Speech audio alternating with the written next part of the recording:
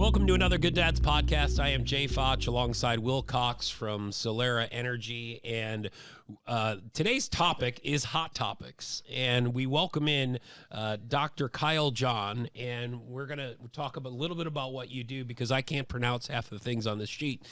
So you're going to have to really help us out here today, and we're going to learn together. I'm going to be honest with you. We are going to learn together. So before we get started, let's remind everyone a little bit about hot topics, Will. Yeah, hot topics. We're just looking at some of the big issues facing the world today, and more specifically, how that involves us as dads and how to better equip our kids to handle those times, how they can, as they approach, how we can give them the information that they best need, and how we can be better dads in order to prepare them for these topics. And that's why we've brought Dr. Kyle John in. You're a professional dancer. I wish. And you are going to you're going to teach us how to dance, right? You're all in trouble. We are. We're in trouble. No, Dr. John, tell us a little bit about yourself. Obviously, you're a dad, and we always like to start with that, and then you can tell us a little bit about what you do. Absolutely. I am the father of two terrific young men. I have a 27-year-old and a 25-year-old. And I'm blessed that they're still home with my wife and I. I have my wife of 32 years, working on 33. And so we are still kind of a nuclear family, which is great. They're great young men and employed and doing good things, but just haven't taken that leap out of the home yet, but we talk about it a lot. Yeah. I think they're ready. We're at that stage where, they're doing some things that kind of get on my nerves, and I'm like, oh, this is God's way of helping us to separate. And they're talking about like, yeah, I think we should think about getting a house. So, yeah, it's exciting. You said they're ready. Are you ready? I think I'm ready, but you know how that goes. The day they move out, I'll be in a puddle, right? Of, oh man, I can't believe they're gone. I wish they were back. So it's one of those double-edged swords. That'll last a day. Yeah, exactly. Hopefully, yeah.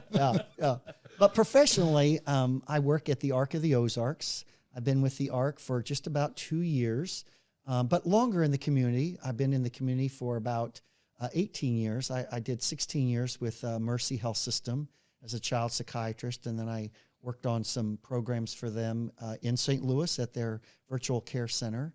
And Mercy and the ARC in Missouri State have had about a 10 to 12-year relationship with a goal of taking better care of kids with autism. And eventually that came to fruition when the ARC received a grant to build a new autism center. And so we got a $5 million matching grant. So we spend 5, we can get 5 back. Or we spend 10 rather, we can get 5 back. And so we bought a building, rehabbed it in a year, on time, on budget, which is what's also pretty cool. And opened just over a year ago now at our Autism and Neurodiversity Center, where we do evaluations and treatment for kids with autism and other neurodevelopmental disorders. So for those folks that don't know about Arc of the Ozarks, could you tell us a little bit about that and what you do there? Yeah, so the Arc is 60 years old, and for most of that time, they have been focused on taking care of adults with neurodevelopmental disorders like autism or intellectual disability, whatever, that needs some level of support. That could vary from a few hours a week in their own home to 24/7 round-the-clock care with a staff member. And we do that basically from 18 to, it's bittersweet. Every couple of months we'll get an email that somebody's passed away in our care, and that's, of course, sad. But I kind of feel good because I think, you know what, the ARC was able to help this person live their best life for the rest of their life, so to speak, supporting them in their home or in an independent supported living environment, providing whatever kind of care they need.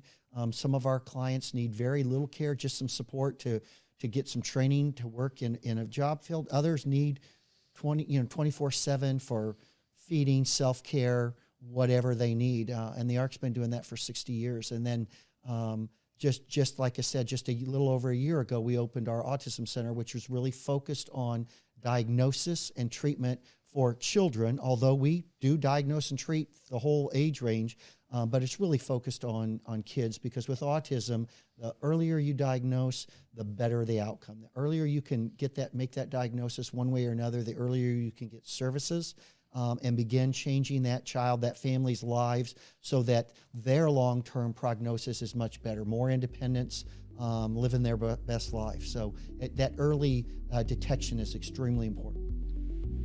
This Good Dads podcast is brought to you in part by our generous supporters. This week, we'd like to thank the following: Table Rock Shores, Lorenz Plumbing, Heating and Air, Flint Rock Home Builders, Solera Energy, Guarantee Bank. Thank you to all of our sponsors. Visit our website at gooddads.com to learn how to contribute to the Good Dads mission. Okay, so I'm going to ask this next question, and Will, you can take a little stab at it if you'd like. What is neurodiversity? I'll ask you first before I ask Dr. John. You want to be diverse from a neuro standpoint, Okay. Is what we're trying to accomplish with neurodiversity. I'm glad you're here. Yeah. It wasn't too bad. A little circular. It was very much so. Isn't that you're not supposed to explain things that are actually in words. Just want to be Right. When you say what is, and then you just kind of just say repeat the the word that it is. But you were close, Bill, because really, if you think about diversity or variation in the brain structure and function, and it's not only normal but good. I mean, the three of us sitting here, we have different body types, we have different hairstyles, facial hair, whatever. If we all looked and acted the same, how boring would that be? So really, neurodiverse is a way of looking at somebody to say that your brain may be structured and it may function a little bit differently, but that's not something about which you should feel bad or we should feel sorry for you. It just means we need to accept you the way you are and, hopefully provide you the same experiences in our community that anybody else wants to have. What a great outlook. Yeah. Look, I mean, you could look at that outlook from anything, I mean, especially you read books and you see different documentaries of people maybe getting in an accident, they are wheelchair bound. I mean, I know this just came to my mind, Christopher Reeves, that I just recently watched that documentary and how he just changed his thinking. He's just like, you know what, I'm going to try to walk again and do the best that I can for paraplegics and just change your mindset. I think that you're kind of speaking to that on this as well. Absolutely. And in fact, I hope that's maybe one of the take-home messages of this podcast, especially for dads. Because I've been doing this 27 years. So I've met a lot of moms and dads, and dads struggle more than moms when a child is identified as having a problem. It doesn't matter what the problem is.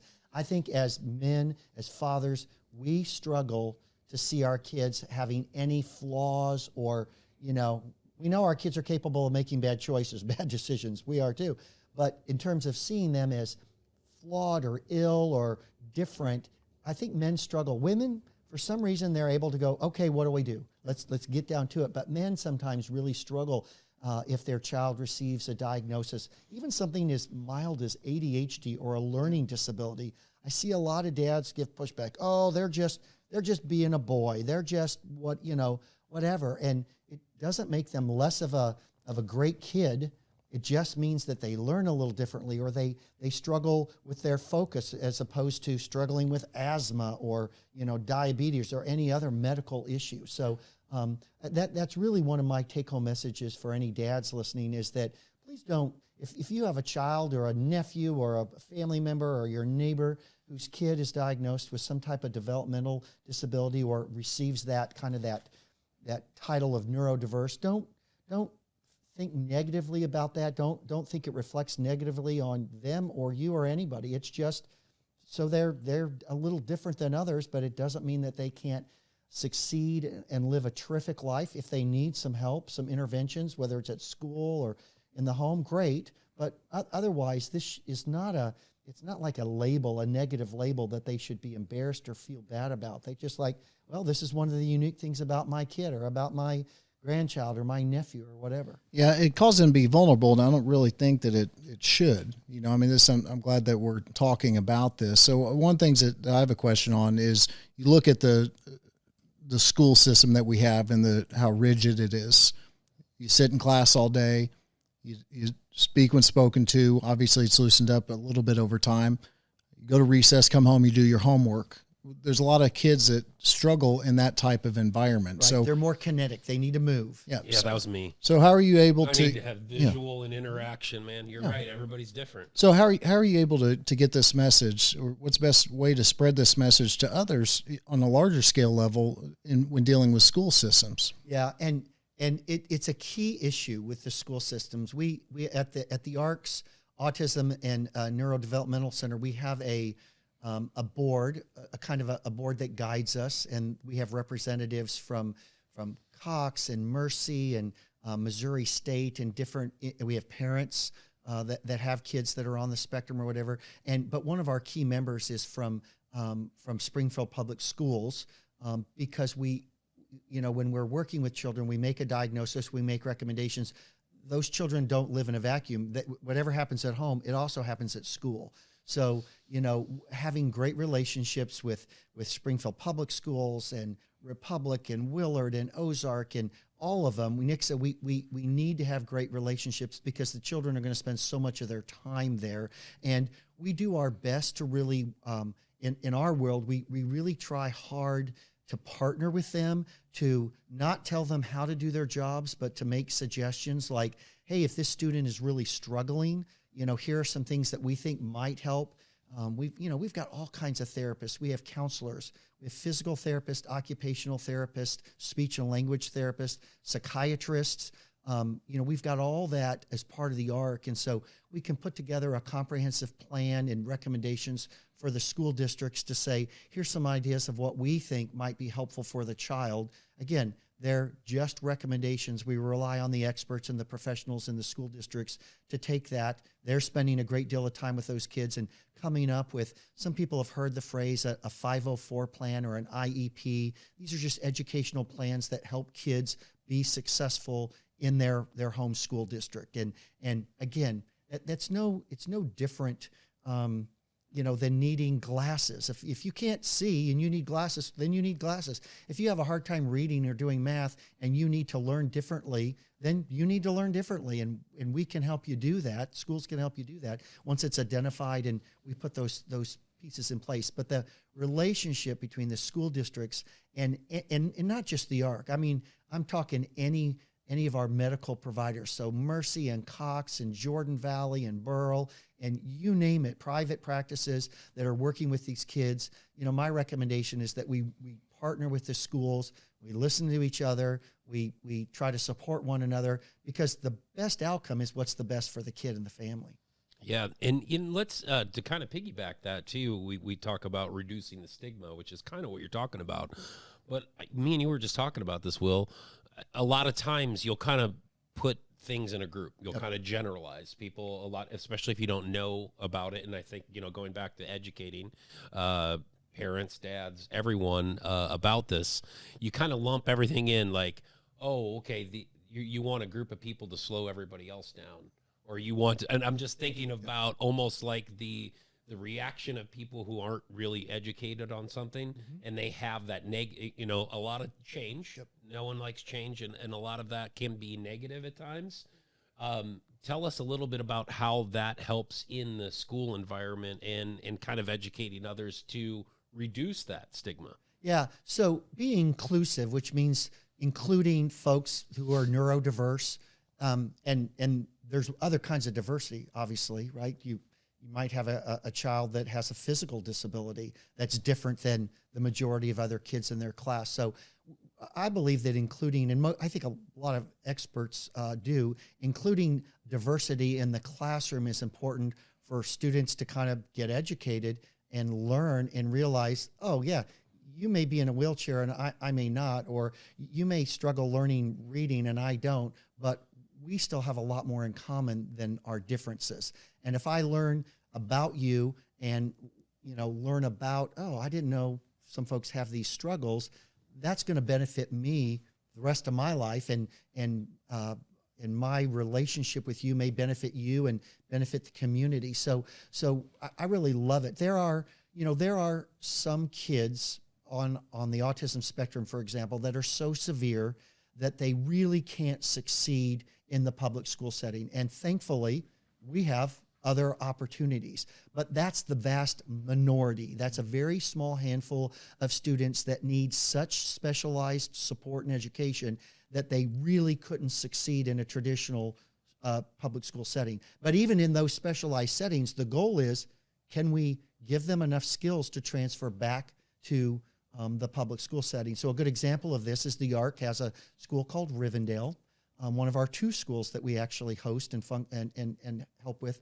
And those kids are all coming from different school districts around the area. The school districts fund them to come to Rivendell, and we educate them and help them learn. But our ultimate goal is, could we get them to a point that they could return to their home school district and attend school there? And that benefits everybody. But in terms of keeping as many folks in the public school setting and in, I don't care what the activity is, church or sports or the job, workforce, we need to help educate folks that people who are neurodiverse or diverse in other ways bring value and add, they enrich all of those environments. And if we can educate and help people feel comfortable, sometimes people just don't feel comfortable. They don't know what to say or if they need to interact differently or whatever.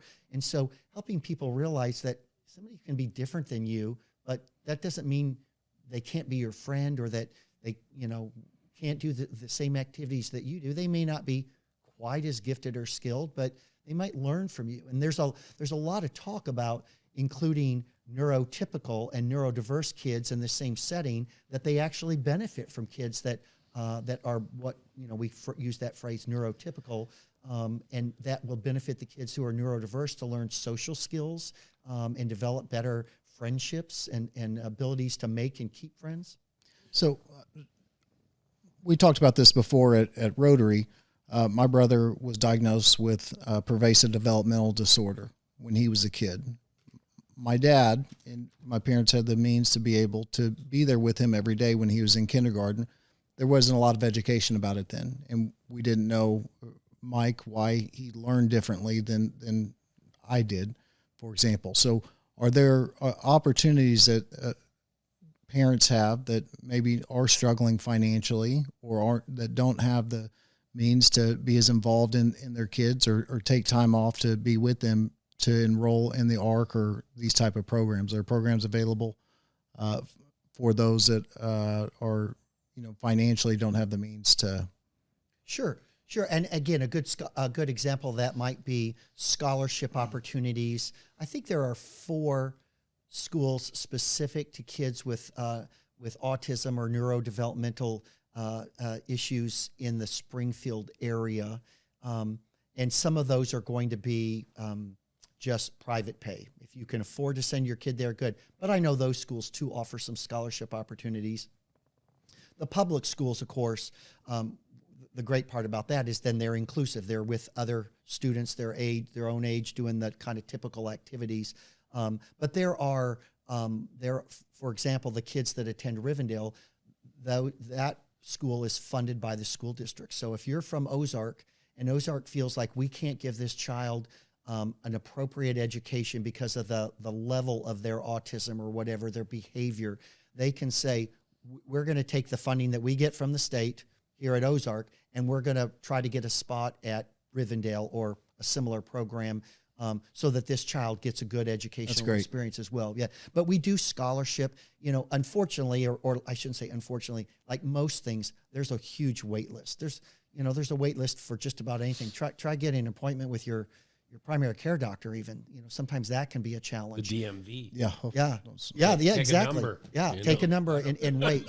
So unfortunately, because we've learned to identify these kids earlier, the population, I think the current statistic that gets thrown around is 1 in 36 children gets diagnosed with autism. And some people say, like, how can that be? And I always explain it as we have more people looking and trained to look, and we've kind of broadened the definition of autism in the last 5 or 10 years. So, it used to be more narrow, and it kind of was severe. Everybody who got the diagnosis was severe. You mentioned your brother was diagnosed with pervasive developmental disorder. That's some people will call that mild autism. There was a phrase that's not used anymore, a term called Asperger's disorder. That was another kind of high-functioning autism. Now we just call it autism and kind of give it a level 1, 2, or 3, and that type of thing. But in terms of kids getting the best experience they can, you know, there are lots of opportunities for that, not only in the public schools, private, and then there's so many therapy opportunities in our county and our surrounding areas. So in addition to the ARC, there's other really wonderful places that are out there doing therapies, whether that's counseling for like social skills, which is hugely important, or more physical things like occupational therapy, speech therapy, those types of things. There's lots of good providers of that, but there's a wait at those places too. You know, something that you said, Dr. John, is that, you know, as we look at, excuse me, neurodiversity and autism, you said something to find out how we are all similar instead of find out how we're different. And the reason that stood out to me with not only with what you do and what we're talking about on this podcast, but what a great message that we can send to our kids. Yeah. You know, obviously we talk about good dads and, you know, trying to be the best person that we can be because there's little people watching us and kind of some of those conversations. That message alone, what you said today, can apply to anything. Yeah. And I think teaching kids at a young age, what a great message. Yeah. So think about how often you're out in public somewhere, Walmart, restaurant, whatever, the mall, and you see somebody that's struggling. And it doesn't have to be a child that's neurodiverse, right? It could just be a typical kid having a hard time. And do you say, you know, do you make a comment like, what's wrong with that kid? Or why does that parent, you know, versus do you say, man, that kid's really having a hard day. I hope mom or dad's able to help them, you know, get control again or whatever. That message that we give to our kids with our own attitudes is huge. Kids are watching and they are learning from dads and moms. And so the better you can set that example for your kid, they're going to replicate that. The next time they see a kid struggling, instead of judging them, they're going to say, man, they're having a bad day. I hope they can get it to get, you know, they're going to kind of mimic what they saw their mom or dad. And they recognize that in early age. You know, my boys first started going to kindergarten or first grade. They'd always point out a kid that got in trouble or talk about it. And, you know, this kid acts up in class and they have a laugh about it and everything else. And so they'll notice if a kid learns differently. Okay. And they might not know what that means, but they just know that they act a little bit different in class. So it's hugely important to have conversations with the kids that, hey, he learns differently than you do. So you need to have that understanding and compassion for somebody else, because the kids will notice it and have no idea what it is. And so it's important to set that example right away. So if you're a dad right now and you may have concerns that, you know, or a parent, that your neurodiversity issues or something that they need to look into, what's the first step that they should make? I am a huge believer that you start with your primary care doctor. I mean, everybody should have a primary care doctor. We have so many good ones in the area. Our health system, we're really strong in the healthcare industry here in Springfield and Greene County. And so getting to your primary care doctor, pediatrician, family physician, nurse practitioners, they're all great, and letting them know, you know, your concern. I'm worried there's something wrong with my child. My second child seems different than my first. I feel like I learned it the first week of medical school to listen to a parent, you know, that it doesn't take long in working with the public and in a medical setting, that if a mom says there's something wrong with my child or I'm concerned, you better pay attention. In fact, there's actual studies that show, compared to even some rating scales, a mom's, specifically in this case a mom, but I'll expand that to a parent's, you know, concern. If you have a concern, go find your primary care provider and say, look, I'm concerned about this. If they blow you off, go back or say, no, I don't think you're hearing me. I really feel like something's concerned. What could we do? If you don't see this, then what should we do? Most children are screened at regular times. We call them well child checks. So whether it's your 3 month, 6 month, 1 year, whatever, but pediatricians, family physicians, nurse practitioners, they are screening kids at regular intervals for normal development. And if they don't see it, then they know I might need to refer, or I might need to do additional testing, whatever. But most folks have learned, if a parent shows up, and has a concern, listen, do your evaluation. And even if you think, maybe they're over concerned, they're a first-time parent, I still say, let's do something that'll put your mind at ease. Let's get a second opinion. Let's get your child in front of a whatever might be appropriate. If it's a speech issue, a speech therapist. If it's a physical issue, maybe a physical therapist or an occupational therapist. Let's get an eval. That doesn't take that much time. Doesn't cost that much, really, especially if you look at identification early. That's really important. So I'm just a huge fan of go to your primary care doctor. And I don't want to say don't take no for an answer, but advocate for your child. Let them know what your concerns are. And if they don't seem to respond, either try again or say, is there somebody else in your office that I could speak to? Because I don't think, you're getting how concerned I am about this particular issue with my child. And there's a fine line. How do you know if it's a learning issue or a behavioral issue? Are they one and the same, or it seems a fine line is there? It's a really, really great question. And I'll tell you where it comes up in my office a lot is with ADHD.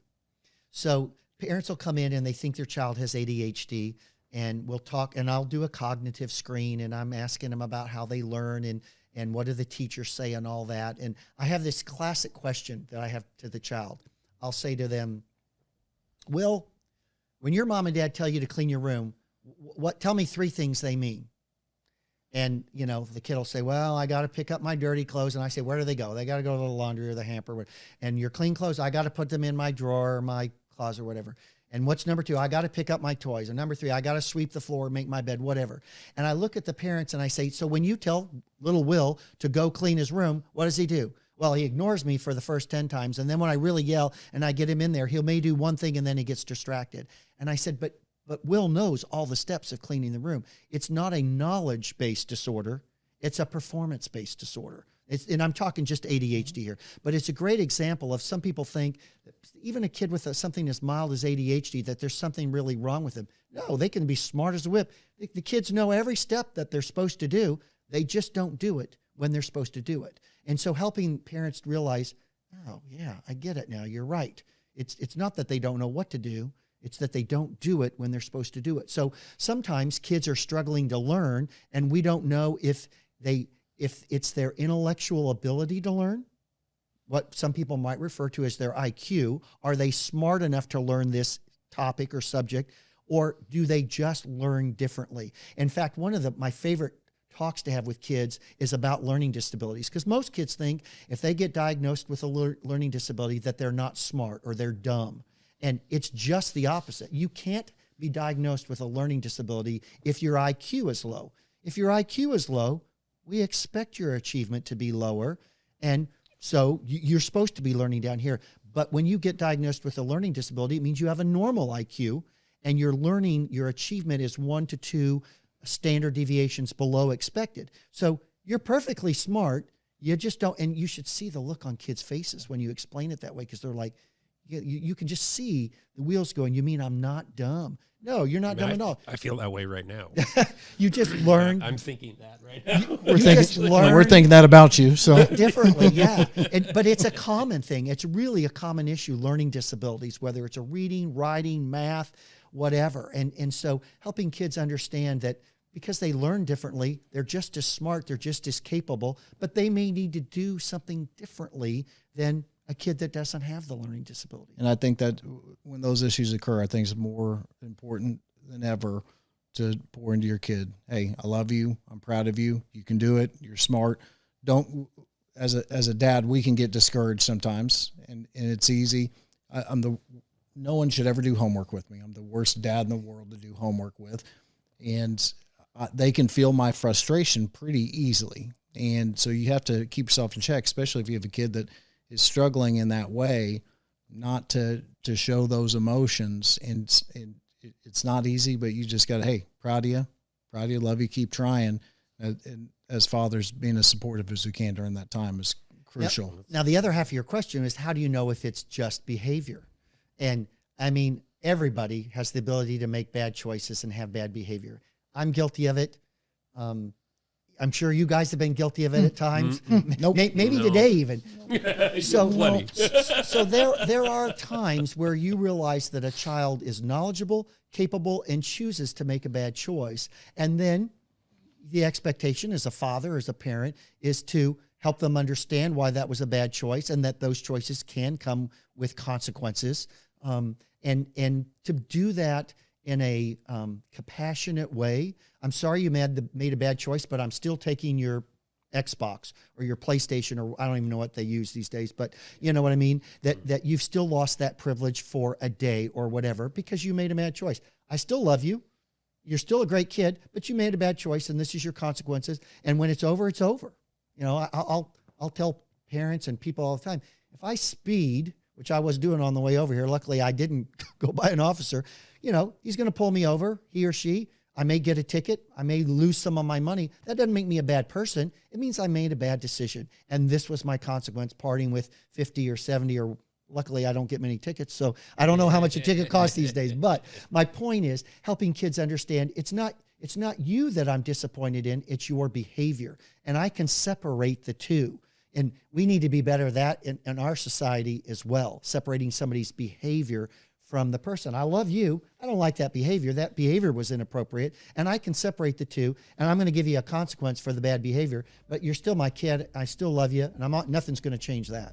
Well, Dr. Kyle John, we really appreciate you sitting down with us. Of course, hot topics. Thank you very much, sir. And thank you, Will Cox from Solera Energy. And we appreciate it. Check out more podcasts on our Good Dads website.